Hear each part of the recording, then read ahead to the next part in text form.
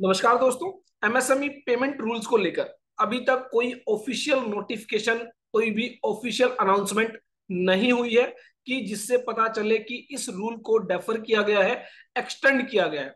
तो ऐसे में यहां पर अभी तक इस न्यूज के ना होने की वजह से लोगों को यही लग रहा है कि जो है इस रूल का कंप्लायंस करना ही होगा। कहीं ना कहीं with in 15 days, with in 45 days payment करनी होगी। अदरवाइज अगर टाइमली पेमेंट नहीं की गई तो ऐसे में वो जो पेमेंट्स है जो आपने नहीं की उसको आपकी इनकम के तहत ऐड कर दिया जाएगा, basically section 43B clause H के अकॉर्डिंग।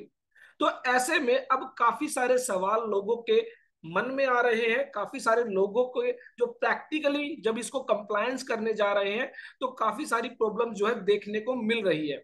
उन्हीं में से एक सवाल ये आता है कि जो बायर है जिसको पेमेंट करनी है, अगर मान भी ले कि सभी कंडीशंस फुलफिल हो रही है, जो सेलर है वो माइक्रो स्मॉल इंटरप्राइजेस के तहत कवर होता है, उद्यम आधार रजिस्ट्रेशन नंबर उसने ले रखा है, तो ऐसे में जब टाइमली पेमेंट की बात आ रही है तो अगर जो पेमेंट की जाने वाली है, मान लीजिए यहां पर जो बायर है उसने 1 लाख रुपए की गुड्स वैल्यू जो है, उतनी रुपए का जो माल है वो खरीदा, उस पर 18% का जीएसटी जो है वो चार्ज किया गया बाय दी सेलर। जो टोटल पेमेंट की जानी है वो है 1,18,000 रुपए।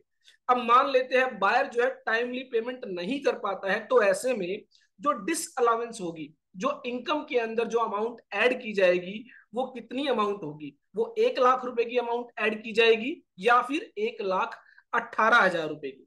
जो जीएसटी कंपोनेंट है 18,000 रुपए का, जो जीएसटी टैक्स चार्ज किया गया है, क्या उसको भी इनकम के अंदर ऐड किया जाएगा या नहीं? तो ऐसे में ये जो कॉमन जो क्वेश्चन है काफी सारे लोगों के जरिए हमारे पास आ रहा है।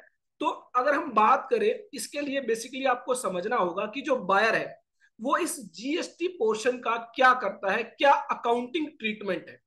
अगर वो इस जीएसटी कंपोनेंट को, जो बायर है हमारे एग्जांपल में जो मिस्टर एक्स है, अगर वो टाइमली पेमेंट नहीं कर पाता है तो उसको देखना होगा कि अगर वो जीएसटी कंपोनेंट को as a input tax credit avail कर रहा है, उसने अपनी बुक्स ऑफ अकाउंट्स में उसको as a input tax credit record किया है, तो ऐसे में ये जो जीएसटी कंपोनेंट है ये डिसअलाउ नहीं होगा, ये जो है इनकम के अंदर ऐड नहीं होगा।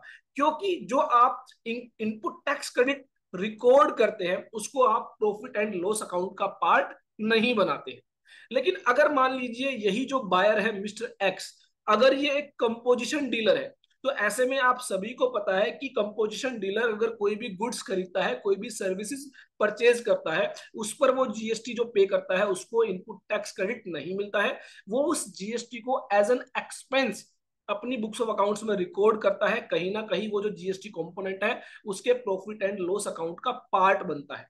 तो ऐसे में अगर ये जो बायर है अगर एक कंपोजिशन डीलर है और इसने उस जीएसटी पार्ट को प्रॉफिट एंड लॉस अकाउंट के अंदर डेबिट किया है, तो ये जो अमाउंट है 18,000 रुपीज की, ये भी डिसअलाउ होगी और इसको भी इनकम के अंदर ऐड किया जाएगा। तो ऐसे केस में आपको बेसिकली बायर का जो बुक्स ऑफ अकाउंट्स है उसको चेक करना होगा। अगर बायर के बुक्स ऑफ अकाउंट्स में जीएसटी कंपोनेंट को as a input tax credit record किया है तो जो है उसको डिसअलाउ नहीं किया जाएगा, इनकम के अंदर ऐड नहीं किया जाएगा। सिर्फ जो गुड्स वैल्यू है, अगर वो टाइमली पेमेंट नहीं हुई है तो ऐसे में जो गुड्स वैल्यू है 1 लाख रुपीज की, उसको इनकम के अंदर ऐड किया जाएगा। और यही बायर अगर कंपोजिशन डीलर है तो ऐसे में पूरी की पूरी 1,18,000 रुपए की अमाउंट इनकम में ऐड की जाएगी, अगर उसकी टाइमली पेमेंट नहीं हुई है according to section 43B clause H. तो ये आपको यहाँ पर ध्यान रखना है। और बहुत सारे ऐसे ही सवालों के जवाब हमारी जो है प्लेलिस्ट के अंदर आपको मिल जाएंगे। डिस्क्रिप्शन में आपको लिंक दिया गया है जहां पर एमएसएमई जो पेमेंट रूल्स है उसके रिगार्डिंग बहुत डिस्कशन हमने किया है।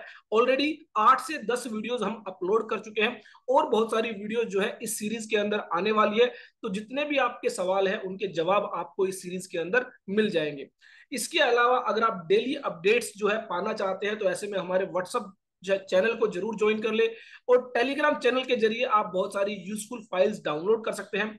हमारी वेबसाइट www.allabouttaxes.in जरूर विजिट करें। हमारी ऐप प्ले स्टोर से आप डाउनलोड कर सकते हैं जहां पर बहुत सारे अच्छे कोर्सेज आपको मिल जाते हैं। अगर आप सीखना चाहते हैं GST, income tax, TDS ESIC, EPF बनना चाहते हैं एक expert in the field of accounting, taxation and finance, तो ऐसे में ये कोर्सेज आपको बहुत हेल्प करेंगे। और ढेर सारी ऐसी ही वीडियोस के लिए देखते रहिए हमारे YouTube channel all about taxes को। फिर मिलेंगे एक नई वीडियो के साथ। Thanks for watching.